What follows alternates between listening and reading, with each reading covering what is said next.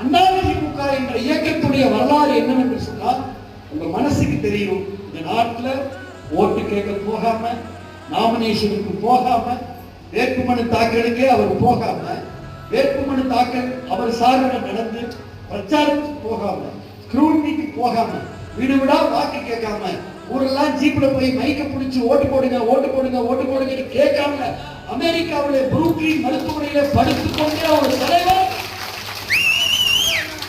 தானும் தேர்தலிலே வெற்றி பெற்று, தானும் படுத்துக் கொண்டே அமெரிக்காவுடைய புரூக்ளின் மருத்துவமனையிலே படுத்துக் கொண்டு, தானும் ஒரு சட்டமன்ற தேர்தலிலே வெற்றி பெற்று தன்னை சார்ந்தவர்களை வெற்றி பெற வைத்த ஒரே தலைவர் பரங்கிமலை தலைவர், புரட்சி தலைவர் எம்ஜிஆர். அப்படிப்பட்ட எம்ஜிஆர் உருவாக்கிய இயக்கம், அந்த இயக்கத்தில் நம்ம இருக்கிறோம். அவ்வளவுதான் சப்ஜெக்ட். காலத்தால் அழியாத இயக்கம். எம்ஜிஆரும் சொன்னாரு, எனக்கு பின்னாடி